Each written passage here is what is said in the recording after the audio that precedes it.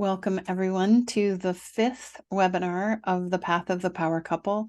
And tonight we're going to be doing an overview of all of the practices that we've been speaking about in this webinar series. And we're going to be layering in one more, which is about gratitude and witnessing. And let's just do an overview. The first aspect that I'm actually going to hand to Doug is I'll share with you the 5 tools, and then Doug and I will kind of go back and forth on it. But the 5 tools: number 1, learning how to honor your emotions and the emotions of another. Number 2, learning how to meet your own needs. Number 3, being aware and shifting relationship patterns and programming. Number 4 is all about cultivating self-love and self-worth and resilience. And number 5, which we'll dive into tonight, is about exercising gratitude, the importance of gratitude, and the ability to witness the essence of another. So in those 5 tools, there are practices, there are the how that we've spoken about in this webinar series. But Doug, can you just take a little minute to dive into that first one of learning how to honor the emotions and maybe share a little bit of the how on that as a reminder?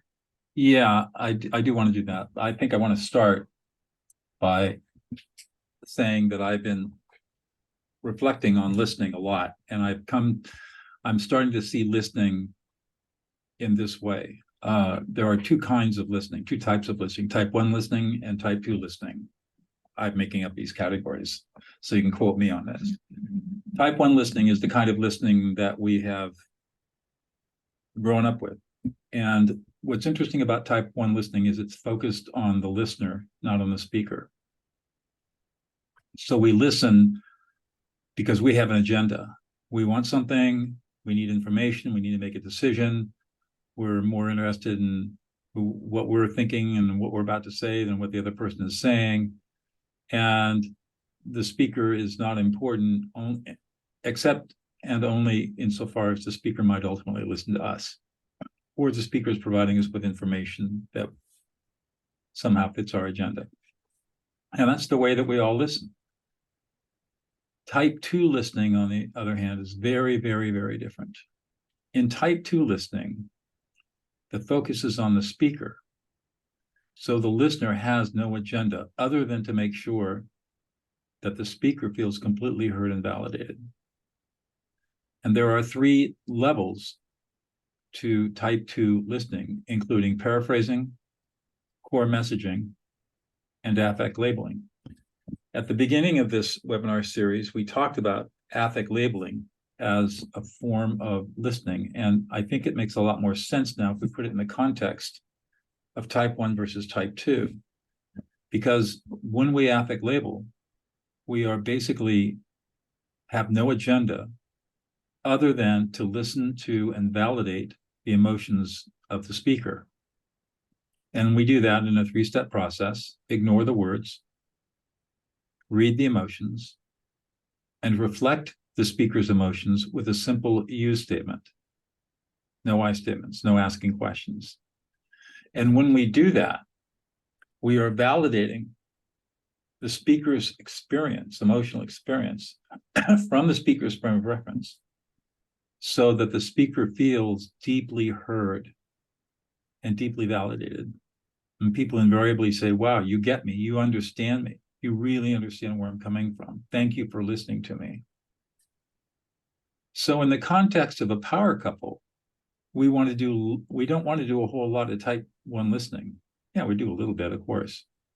But if you're really looking to build intimacy, and you're looking to build emotional safety, and you're looking for true connection, then you have to engage in this selfless act of listening your partner into existence by validating their feelings and emotions. No, nothing else will work. And it's only through this practice that you are able to create the relationship that you truly desire. Even if you have a disconnected partner, somebody who's emotionally unavailable, for example, I have seen dozens, if not hundreds, of examples of couples who I've taught these skills where the disconnected partner all of a sudden becomes connected. Because the reason for the disconnection and the shutdown is a feeling of not being emotionally safe. And when all of a sudden people are feeling safe because they're being validated and they're not being made fun of and they're not being invalidated, then they all of a sudden start getting in touch with their own emotions. And all of a sudden they start feeling more authentic. And they feel that it's okay I'm okay being vulnerable in the presence of my partner, because I know it's a perfectly safe place where I'm never going to get my head taken off. And that's the secret, really fundamentally. So that just makes me think about people who are highly defensive. Mm-hmm. No matter what you say to them, they respond with a defensiveness. Right. And when you do this type 2 listening, validating the emotions, you create the safe space, that defensiveness starts going away.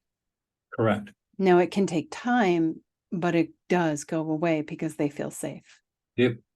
Nothing happens overnight. But on the other hand, it doesn't take years either.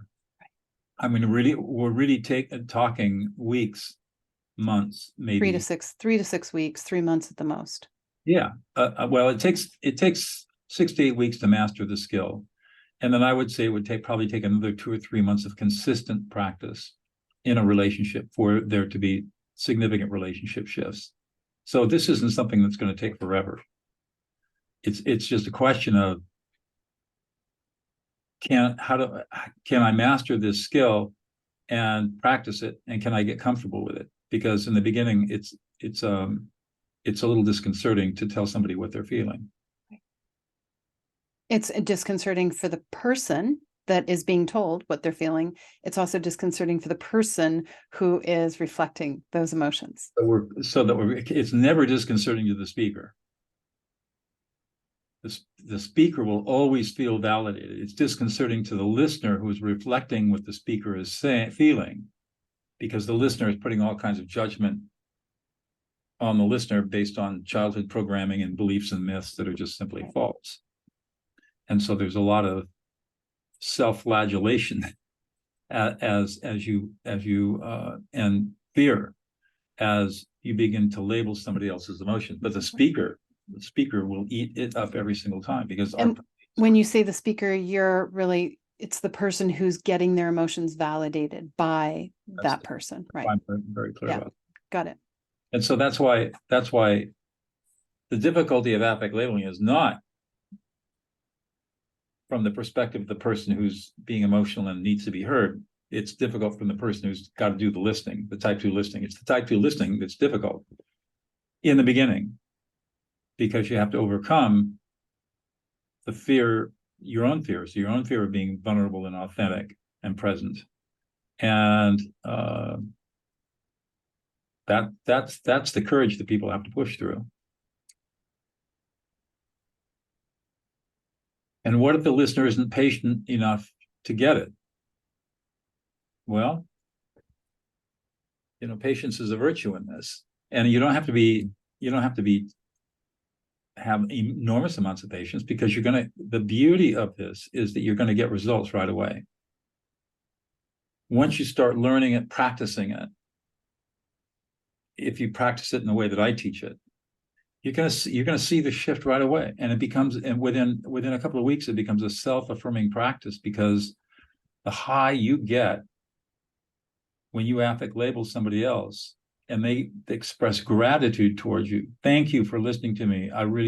You really get me. You really hear me. The gratitude you get from that makes you so happy. You get this big dopamine release, and you just want to keep doing it. And it's important to practice it in low risk situations at first. In the beginning, right? Yeah.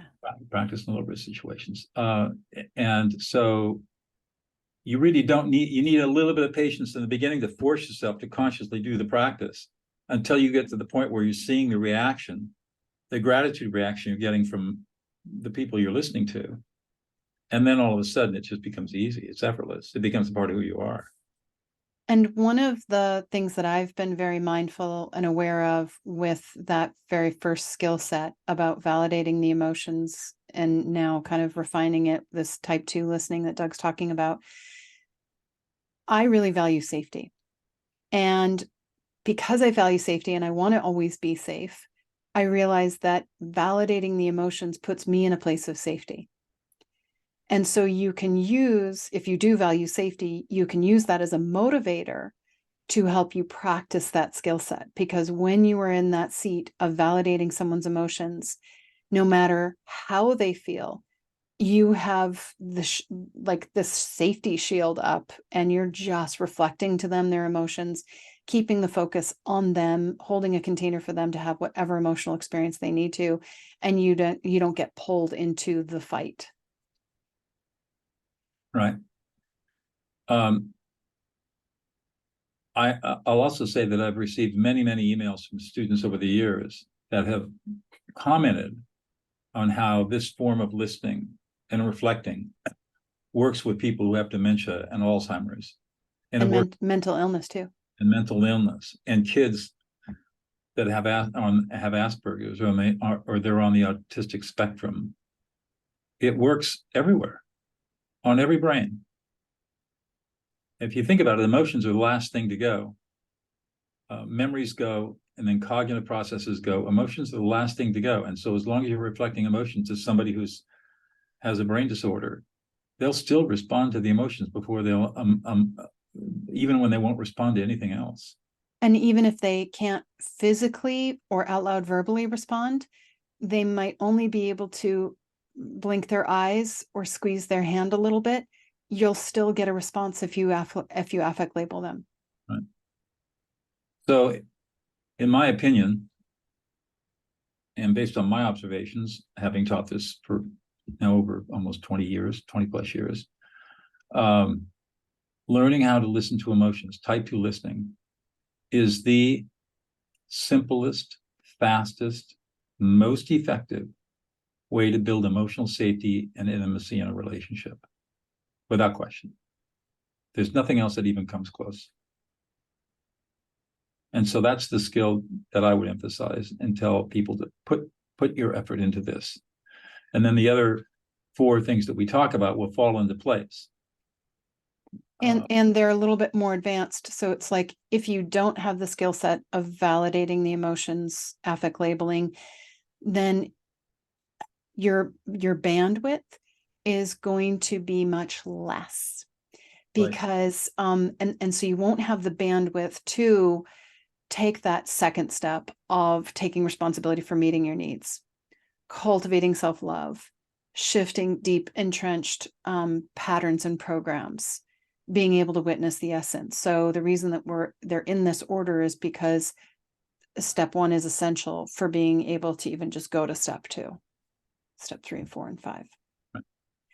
Anything else that you want to talk about, reflect upon with that step 1 of honoring the emotions? Yeah, there's one other thing that I think needs to be talked about, and that is, all right, so you go out and you learn how to do this. You read my book, take a course, you master the skill, and now you're in a relationship and you do everything right, and you start to affect label, and you're actually getting good results. Your partner is responding really positively, and you can feel what's going on. Where do you go to get hurt yourself?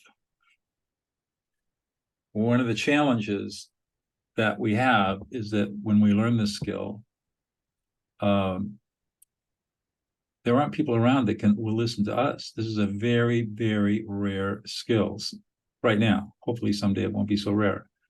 But right now it's pretty darn rare. And there may be times when you need to be listened to, or what would it be like if your partner could listen to you in the same way that you're now able to listen to your partner? It is, that's a challenge, and I don't have an easy answer. One moment. Other than creating a coaching or a community group where people can gather and validate each other once they have the skill set. That's right. That's a really good way to do it. The other way to do it is to start coaching. If you model the behavior, the people around you will start engaging in the same kind of behavior. So the more you model it, the more likely it is that people will start picking up and just mimicking what you're doing, not even knowing what they're doing. As children especially will do this. And And yes, you absolutely affect label yourself. And you could journal affect labeling yourself. You Yeah. can do it silently or out loud on a walk. And affect labeling yourself actually brings you back into a state of connection, because when we want someone to affect label us, listen to us, hear us deeply, witness us, what we're really asking for is for them to connect with us. But what we're really wanting is to cultivate a deeper level of connection inside ourselves. And so when you affect label yourself, you're actually using that skill set to cultivate a stronger connection in your core with your own essence. Right. Right. Anything else on that skill set? I've got sort of something that keeps No. kicking, and we're going off script, and we'll sort of gently come back to like step 2, step 3, step 4, step 5. But the other challenge that I see a lot in relationships is all of the inner world that we've got going on inside that's unresolved, that's unhealed. It could be challenges from the past, traumas from past relationships with parents or previous partners or friends or community. All this unresolved stuff will come up when you're in the presence of someone who loves you. It could be a child, it could be your partner, it could be a dear friend. But we're really talking about like the intimate relationship you're with your partner. And there's this thing that happens, we're not even conscious of it, is I call it like this energetic emotional vomit that we do onto this person that we love. And we project all of it onto them, of if they would only be different, if they would only do ... if only, and we create this huge story of wanting these things from our partner, but recognizing that the only reason we are wanting all these things from our partner that our partner is not giving, we're creating frustration and resentment and confusion and, oh, I don't even want to be with this partner, and anger and grief and sadness, like the whole gamut. It's actually not about the partner at all. It's the partner is creating a safe space. Somebody's holding a container, whether they're conscious of it or not. They do have an essence aspect, love for you, which creates a safety, again, unconscious, maybe conscious.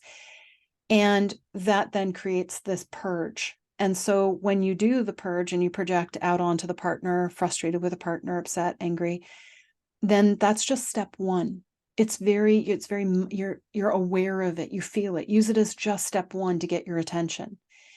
And then the step 2 is to say to yourself, okay, if my partner was all of these things that I wanted them to be and everything was absolutely perfect, how would I then feel?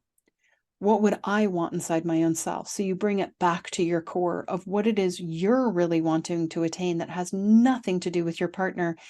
And recognize too, you're streaming all of your resources and your focuses out on the partner instead of redirecting all of your resources, your focuses, your psychic energy on making your own inner shift. So if you're in turmoil with your partner, ponder, it has nothing to do with them, even if there's some painful history. Whatever they've done to you, it was a trigger that is creating an opportunity for you to take it inside and do that inner work of committing deeply to yourself, finding the purity, increasing your respect inside yourself, you validating yourself instead of looking for it from the partner. And it's intense, because when you start to do the emotional, energetic vomit on partner, it's all about them, because you see it's coming out, and we need to do the redirect and do the shift. Doug, any reflections on that one? Nope, I think that's exactly correct. And again, like I'm all about the simple how. So you would write down, if my partner could be ... right? So you want the partner to change. If they were more affectionate, if they were more respectful, if they listened to you deeply, if they validated you more, how would you then feel inside yourself about yourself? You just jot that down.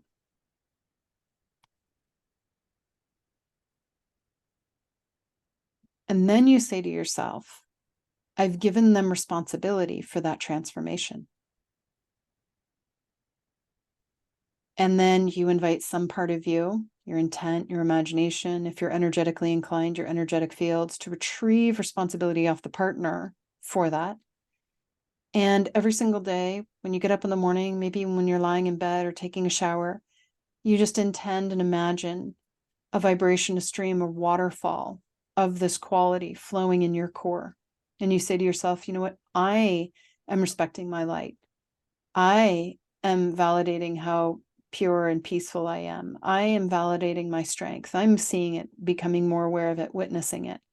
And then you start to meet your needs in your core. And then often our partner or other relationships end up being the reflection of that inner vibrational transformation. And the weirdest thing with inner vibrational transformation is it's slow and it's subtle and you don't even know it's happening. And you might even say to yourself, is it even working? Lift your head up in 3 weeks or 6 weeks or 8 weeks or 90 days and then assess the terrain. But try not to get on the energetic scale every single day. Check it like once every 3 weeks. And every 3 weeks, like it's working a little. Okay, keep doing it. Keep activating this waterfall, this supportive quality in your core. And then that practice ties into the fourth practice with the path of the power couple, which is cultivating self-love, self-worth, that then builds resilience. So that's what I kind of think about with the challenges in relationship that keep us so focused external. We just want step one, come back internal. So at the very beginning, before we started the recording, we asked everyone in the audience to answer a question. And the question was, what is missing in your relationship, whatever relationship it is that you're focused on at this time? And there were some examples like not being heard, not being listened to, not being respected, not being valued, not being witnessed.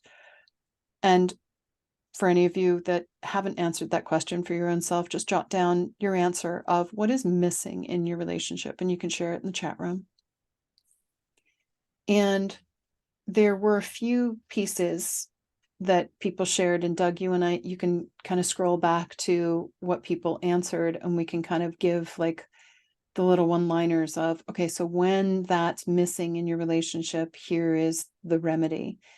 And someone shared that they did not feel deeply witnessed in their relationship. And so when you're not feeling deeply witnessed in your relationship, you then want to say to yourself, okay, if I was deeply witnessed, how would I then feel? And this person said, understood and connected, and a sense of support. And so then we use that feeling of what you would get if you had that need. And you then recognize, oh, what you're really wanting is to experience a deeper level of support inside yourself, a deeper level of connection inside yourself, to understand your own light, your own essence more deeply. And so again, you're taking it inside. It's that inner practice. There was another piece of, in my relationship, I don't feel heard. And so you want to be listened to. And I've got a one-liner on that one. And I know Doug, as he's nodding his head, like, you're going to have a one-liner on that one. And when anytime we don't feel heard or listened to, we want to explore the possibility that we're not listening to our own self, that we are putting all of our reference points and responsibility for being deeply listened to on everybody else. And we're looking for everybody else to listen to us. But we don't get our needs met by other people if we're not meeting it inside ourselves. And so you could say to yourself, how could I listen to my own heart, to my own wisdom, to my own soul song more each day? How could you listen to your intuition? How could you respect your own inner voice instead of wanting that from others? So that's just a little inner practice that you could start bringing in if you don't feel like you have been heard or want to be heard by others and they're not. Doug, if you're in relationship and you don't feel heard, what would be a good practice remedy from your perspective? Well, one thing you can do is coach your partner in how to listen to you. And you can kind of make it a game. And you can say, hey, honey, I'd like you to play with me for a second. Will you be willing to do that? hopefully there's a yes, and say, okay, so what I'm going to do is I'm going to say something, and then what I want you to do is I'm going to tell you how I'm feeling, and then I want you to tell me how I'm feeling With a you statement. with a you statement. So I'm going to say I'm feeling, I don't feel like I'm really being heard, and then you would say, So you're not. you don't feel like you're being heard. I would say, so here's the example.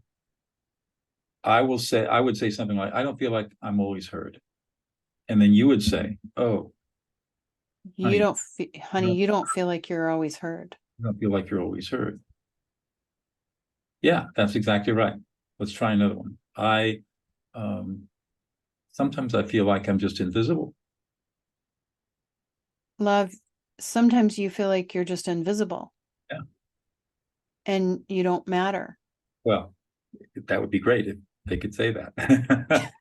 But the point being is that you can actually have your partner do type 2 listening with you if your partner is willing to be coached, and you have the patience to coach them, and you have the vulnerability. You're willing to be vulnerable enough to open up and say, this is what I feel. Notice that you're not blaming your partner for how you feel. And one thing that you want to be very careful of here is that your partner might feel shame. If I said something like, I'm not feeling heard, then I listen to you. I listen to you I deeply. would say, No. I'm not talking about what you do. I'm just telling you how I feel. So could you please just tell me how I feel? You don't feel heard. I don't feel heard. Yeah. You don't feel heard. I don't feel validated. You don't feel validated. Yeah. Sometimes I feel like I'm completely ignored. Sometimes you feel like you're completely ignored. And there are times when I feel completely abandoned and unloved. And sometimes you feel completely abandoned and really unloved. So that's a really great, that's a great exercise at a whole bunch of different levels. You are actually getting heard. You're getting your needs met by being listened to, and you're coaching your partner on the basics of affect labeling. And especially if you take all the shame out, say, this is just how I feel. It's not about you. They're learning how to engage in type 2 listening, because all they can focus on is what you're feeling and reflect that back, and they can't have an agenda. No, And, but at the beginning of this, you might want to create some ground rules of like, hey, will you play a game with me? yeah, there we go. And in the game, you're just going to hold a safe space. You don't need to fix anything. You don't need to defend. All you need to do is reflect back in a you statement what I'm feeling. And I remember many, many years ago when you and I were first together, I would say to you, Doug, will you say these exact words back to me right now? Alea, you are really upset and you don't feel safe. Will you say those words to me? And you did. And you stopped there. And there was this whole transformation that started happening. And so, ground rules, no fixing, no defending, and just do the repeating back you and then the feelings that person's having. And so what happens if your partner goes off the rails and starts to emotionally invalidate you and tells you to grow up, get over it, stop whining, not a big deal, you're making a mountain out of a molehill, all those emotionally, you always blame me for everything, blah blah blah, never can do enough, then stop, you validate them. So you're feeling a little angry and frustrated, and you feel a little disrespected, and you feel like I'm putting you down and you're not good enough. You can do that, or you can just withdraw, which is what I would do. Yeah, I would validate, but at the skill level that we're talking about, you might be better off just withdrawing. I can see that this game isn't gonna. We're not ready to play this game yet, but thanks for trying. And just withdraw from the game and go do something else. Don't withdraw from your partner, but just say, okay, yeah. We're not ready yet. We're not ready yet. We're not ready yet. The core strength isn't there yet. We can't do the sit-up. I can't do the sit-up yet. But we can still do other things. Let's go for a walk. Exactly. Switch the topic. Exactly. The other thing that strikes me is that if you're just putting this out as a game or just a simple little exercise, and so I say, so Aleo, all I want you to do is just I'm going to tell you what I feel, and then I want you to tell me exactly what I felt. Nothing else. And remember, this isn't about you, it's not about me. And then Alea, you emotionally invalidate me. Okay, so Alea, I'm feeling I'm supposed to emotionally validate you. yeah. So I'll make this. Hold on. So I'll say something like, Alea, I'm feeling really anxious and concerned, and I'm a little upset and distressed. Why do you worry so much? Yeah.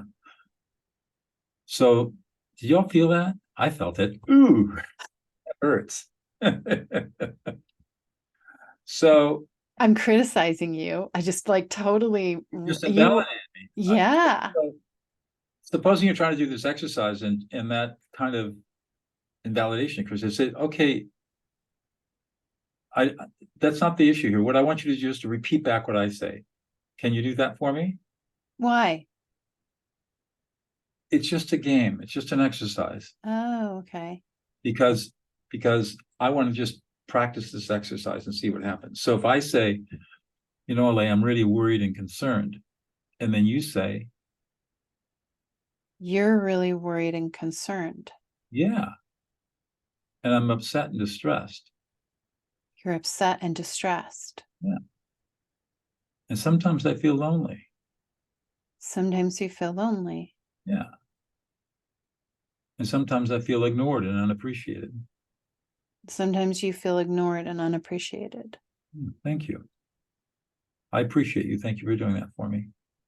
Wow, that was actually kind of cool. And the last two, I felt my focus going off of myself and onto you.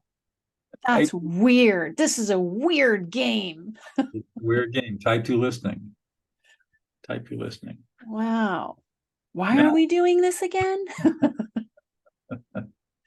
so that's a really good exercise to try. Now, if you got a partner who's completely resistant, I hate to say it, but that you may not be in a good relationship.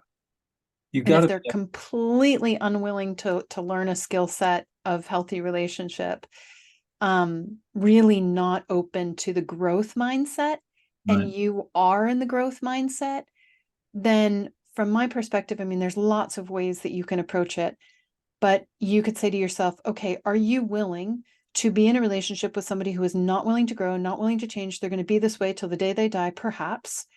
And can you fill your bucket and go in your own direction and have this incredibly full life and still be in relationship with them? Because they may provide things that are a priority for you, which is fine. But you take all of your expectations, your hopes, your dreams, and your desires for them providing for any of your emotional needs off of them, free them up. They are there for grounding or for a different type of support, not emotional support. So if you're okay with that and you can live in peace in your heart with that, stay in the relationship. If you can't, crank up the courage dial and recognize that you're on the growth train, they're not, and they are going to go in two different directions. yeah. It's what David Schnarch calls the two-choice dilemma. But And if there's love and your partner is willing to change and grow, give it some time and try this skill set. But what were you going to say, Doug? I interrupted. no, this happens in relationships where one person's ready to grow and the other one's not, and so the person who's ready to grow has a two-choice dilemma, or forms a two-choice dilemma, and says to the partner, I am going to grow in this direction, and I would love to have you come along with me, but if you don't, that's okay. It just may mean a different relationship.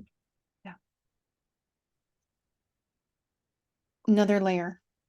There was a question about being in an intimate relationship, and you feel like you love your partner more than they love you. No problem. You have cultivated a level of self-love, and you are then able to love to the degree you love yourself. When you're with somebody who says, I can't love you as much as you love me, it's because they haven't cultivated the same level of self-love that you have. Well, that's not a problem. You get to love the way that you love, not expect them to love you the way you love them, and be in gratitude that they are maybe working on cultivating more self-love inside themselves, so they have the capacity to love you to the degree they love themselves, not an ounce more.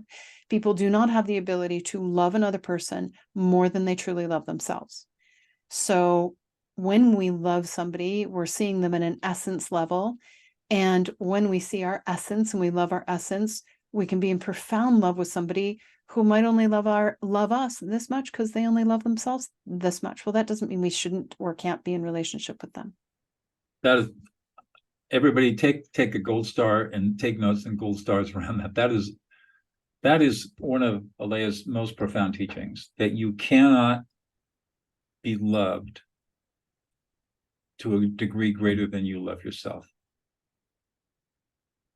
You just layered in another component that I do talk about, but Yes. it's like, so if I love myself 80% and you love yourself 70%, you can only love me 70% and you'll only be able to receive 70% of my love. That's correct. Even though I'm loving you 80. Right. That is really, that's another one of those deep relationship secrets that people don't talk about. So that's why cultivating self-love, we've got that. That's Number 4. That's why we talk about number 4 is so important, because if you can't love yourself, how can you receive love from another person? Yeah. And how can you give love to another person if you don't love yourself? I mean, it's self-evident. And if you feel profound love for somebody, recognize you have that same amount of love happening actually inside yourself for you, for your essence. Which ties into the 5th concept, the 5th practice, which is all about gratitude and witnessing. And the 4th practice of cultivating self-love and self-worth, more resilience, we tie it directly with equality, because a lot of the times it's like, oh, how do I do self-love? You think about a quality that you have inside yourself, like kindness or integrity or peace or strength or courage, freedom, joy, play, and you value that. The more you value that quality, the more you have self-love, self-worth, which then connects you in with your essence. And when you're connected in with your essence, you then have the ability to witness the essence of another. So when you're in relationship with somebody, ideally every single day, my personal practice that I do is, if today was the first day with this person, and today was the last day with this person, and their essence is in a process of a bloom, what could I be in love with them today? And so we're looking at it from this finite, we're bringing ourselves 100% into the present moment.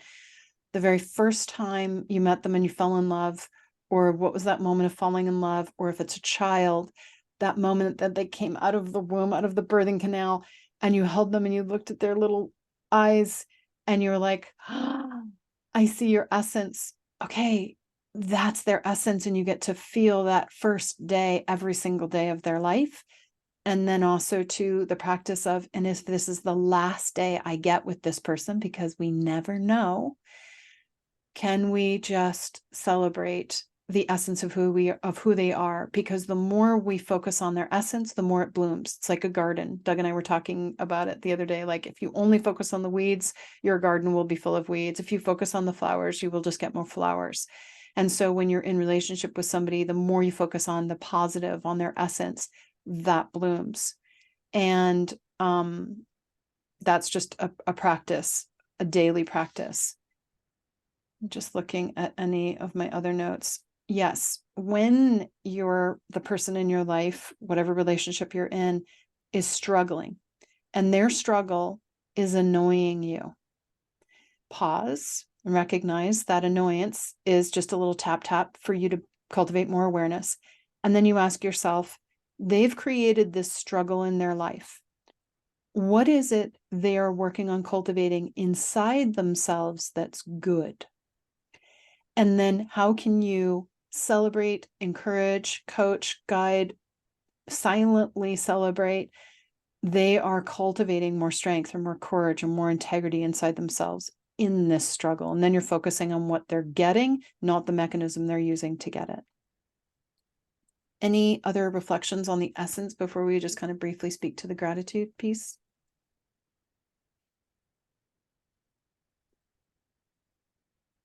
Doug? Gratitude?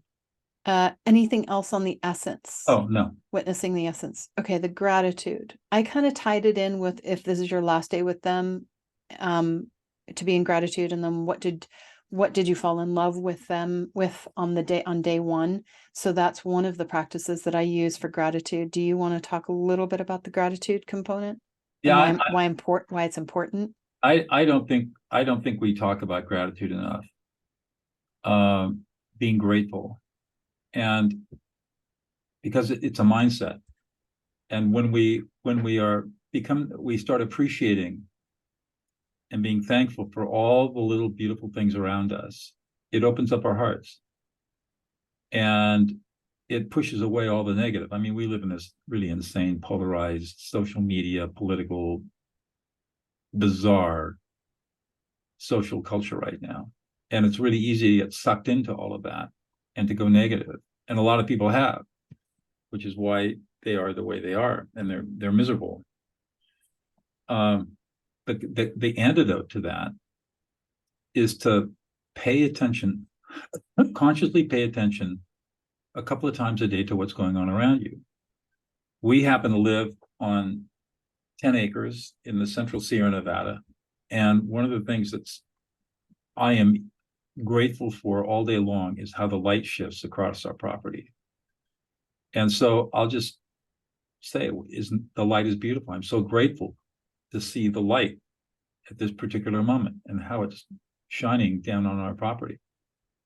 Or we'll see the flowers in the spring come out and walk through the wildflowers through our meadows and say, just so grateful for these beautiful flowers. Or be grateful that, we can live in a place of peace and quiet because we don't have any sound around us of any kind, really. And that it is a mindset, because sometimes people would be like, they would focus on the heat, Right. or we're in the middle of nowhere and it takes forever to get anywhere, like away from friends. I mean, there's so many things that you could focus on that's negative, which then becomes the fabric of what you live in. And so what you focus on becomes the fabric of what you live in. And that goes with intimate relationships. And I remember years ago, a client of mine saying, oh, my husband, he's a hoarder and his garage is just full of crap.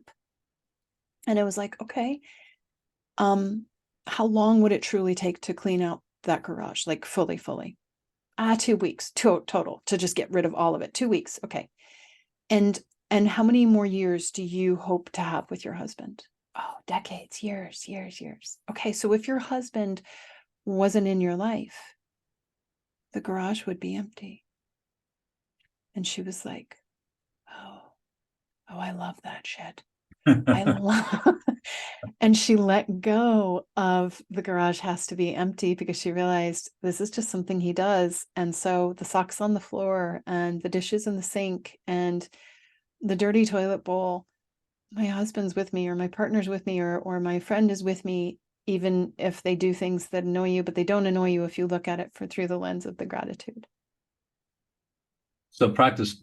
I mean, people talk about this all the time, but it really is an important skill to have, to develop gratitude in your own life for everything that you have around you, because that's the antidote against getting cynical or angry, Jaded.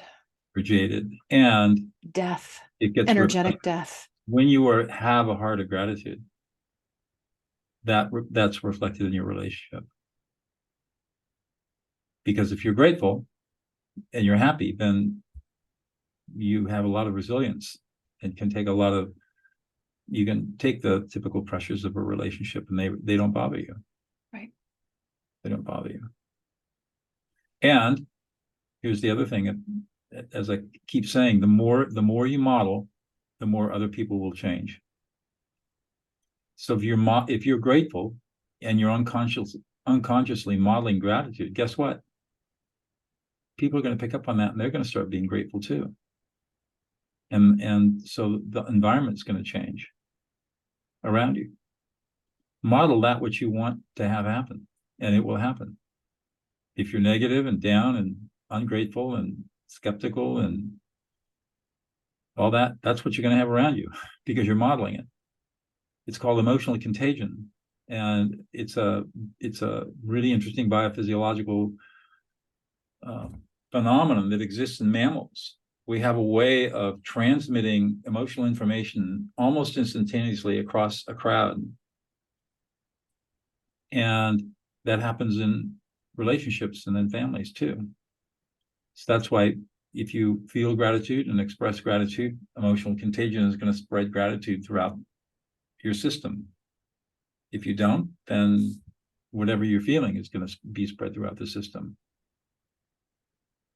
And maybe I'll do a coaching class or a daily cup or a master class on gratitude, because there's lots of layers there.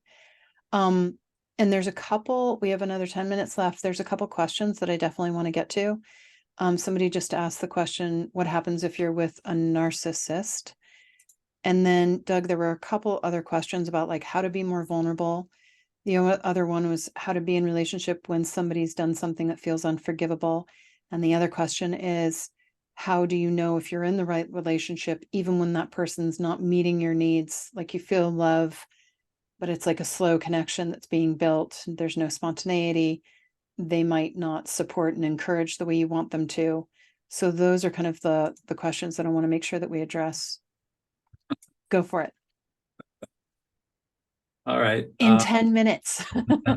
Forgiveness. Forgiveness is a big one. So forgiveness is a process, not an event. It's a 3-step process. And the first step in forgiveness is to forgive yourself. One of the things that happens when somebody has been abused or suffered trauma or has been betrayed is one of the first things people tend to do is they tend to blame themselves. If only I'd done this, or maybe God hates me, or, whatever, bad karma. So all not true. But your brain is looking for ways to explain away what happened. And the easiest way to explain away a betrayal or a traumatic abuse is to blame yourself. Well, this wouldn't have happened if I'd been a good person. So the first step of forgiveness is to forgive yourself. Now, if you're able to forgive yourself, and that may take a day or it may take a lifetime, there's no deadline on this, then the next step is to forgive the event, what it is that happened. And again, this takes some thought and process. And you basically, when you're forgiving it, you're not forgetting it. You're just releasing the emotional charge that the event had on you. So the event happened, it changed you. However, you no longer have a cortisol spike every time you think about it. You don't have a adrenal spike when you think about it. It becomes a neutral thing. Again, this may take a day, or it may take a lifetime. We don't know. And then the third step of forgiveness is to forgive the offender, the person that has offended you. And again, it could take a day, or it could take a lifetime. You can't forgive the offender until you have forgiven yourself and you've forgiven the occurrence. And so those are the 3 steps of forgiveness. And don't ever let anybody tell you that it's your obligation to forgive. It's not. If somebody says, well, you should really forgive and forget, they're emotionally invalidating you. And what they're really doing is soothing their own anxiety over your continued upset. And they're not serving you at all. They're actually abusing you. So don't tolerate that. So that's forgiveness. Vulnerability. Hold on. I'm going to dive into the forgiveness piece because you've got your perspective, which I think is really great and valuable. And there's a process that I have created for myself and for others around forgiveness. Step one, a trauma happened. Crank up your courage dial and explore the possibility that in some dimension, you are the creator of your reality. So it's this huge move into personal responsibility, personal empowerment of, I hired that person to do that thing, to trigger me, to help me activate a very particular quality vibration inside myself. If it has to do with betrayal, that person betrayed me. And is it possible that that person betrayed me because somewhere deep inside, I'm betraying myself? And this is an opportunity to bring all of my commitment off of everyone and everything and commit deeply to myself so I'm not betraying myself, creating a magnetic draw for more betrayal. So first move, courage. Second move, personal responsibility. Retrieve responsibility for that growth and begin activating a supportive quality inside yourself. And recognize, like this other one-liner of like, if I hired them to create a trauma for me to grow because I'm working on cultivating more awareness. And eventually we get to a place of awareness where we don't hire people to traumatize us. We have a level of awareness, we attain vibrations inside ourselves, and then we're not using the outer world as our barbell set. So when you do that practice, then you attain a particular vibration inside yourself more every single day. And it might be commitment inside myself, respect inside myself, value myself more, indirect connection with the light that flows within you. And then the charge around the trauma decreases as you increase a more harmonic vibration inside yourself.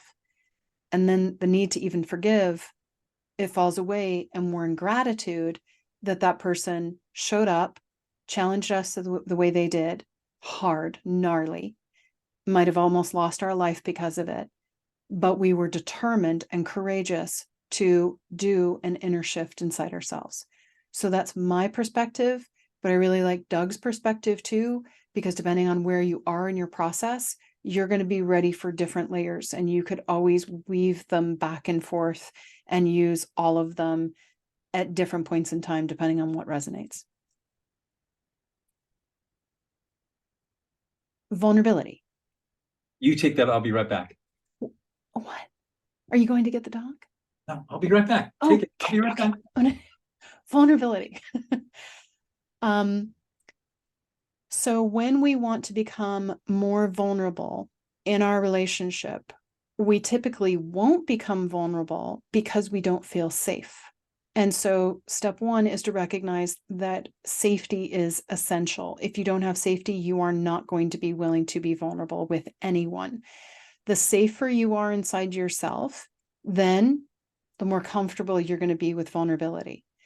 You're also not asking someone to provide a safe space for you because that disempowers you. It'll trigger anxiety. And so the inner practice that I use and teach is to retrieve responsibility for your safety off of everyone and everything, to hold your reference points for your safety in your line of light that flows within you, to use your intent, your imagination, or your energetic fields to activate a stronger current of safety in your divine cosmic loop. And if vulnerability and safety is really a big issue for you, you might have a mantra if you go for a walk every day. And the mantra might be safety inside, safety in my loop of light, safety in my loop of light, safety inside, body, safety inside, that runs in your line, that runs through your spine. So the more you have the safety, the more willing you are to be vulnerable with yourself and be vulnerable with another. I do give a caveat though. If you know that someone is not safe, do not open your precious sacred doors and expose yourself in a really vulnerable way with someone who is not safe. To be vulnerable is you must use discernment. Otherwise you're going to get clobbered and it's going to hurt. And then you're going to say, oh, I'm not vulnerable with anybody. use discernment and be vulnerable with people who have safety in their heart and kindness in their heart.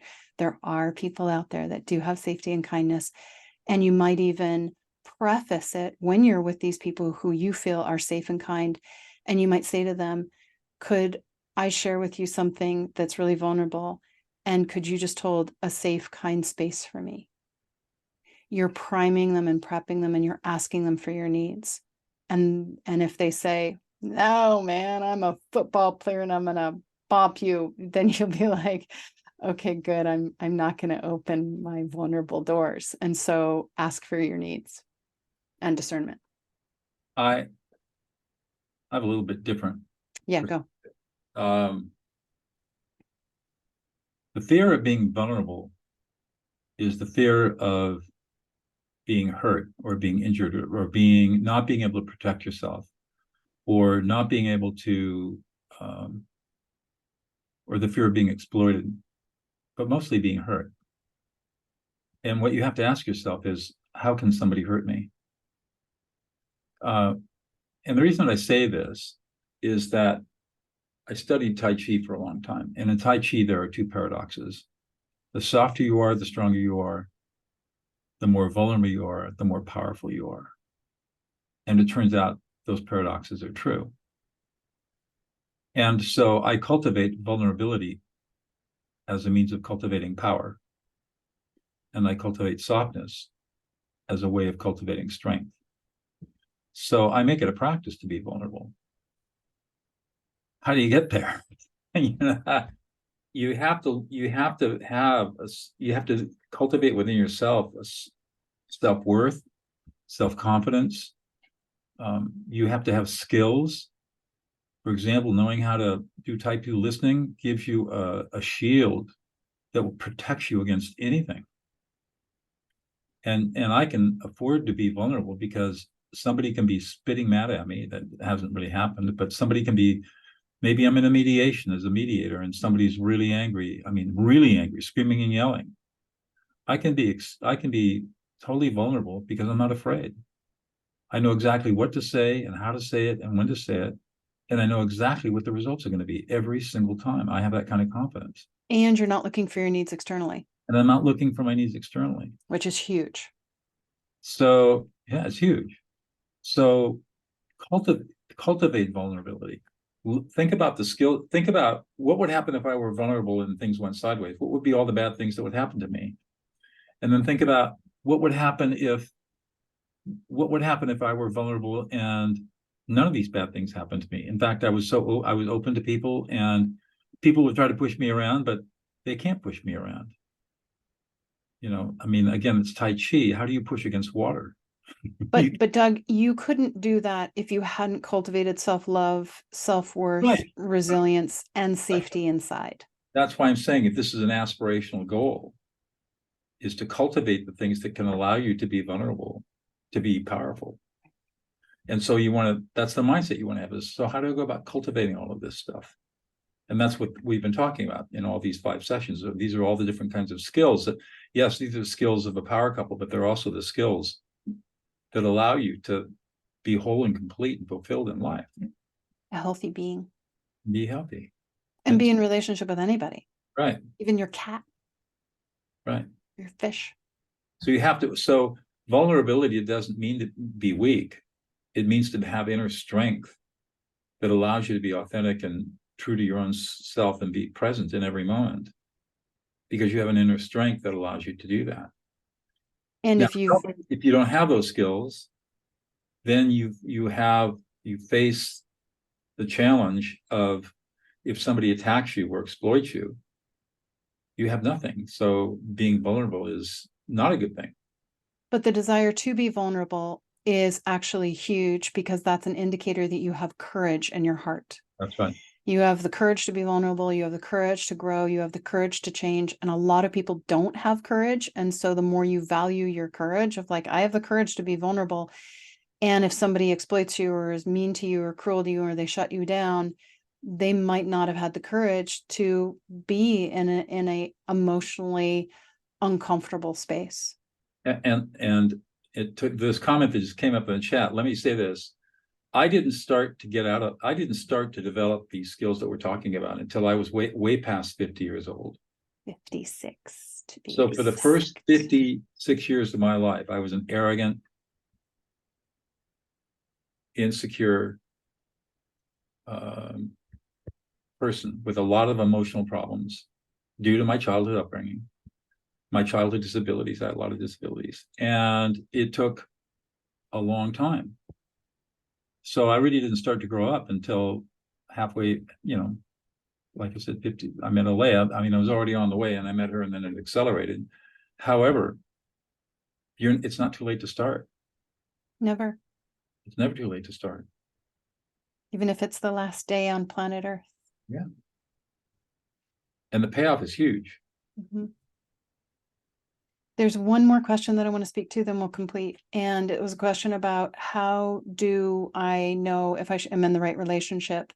The person doesn't meet my needs, and play with the idea that anybody we're in relationship with and they don't meet our needs, is it possible that on a higher floor you ask them not to meet your needs so that you could learn how to meet your needs deep inside, not asking it from them? So focus on what's right, what's good, the love, amplify more of that.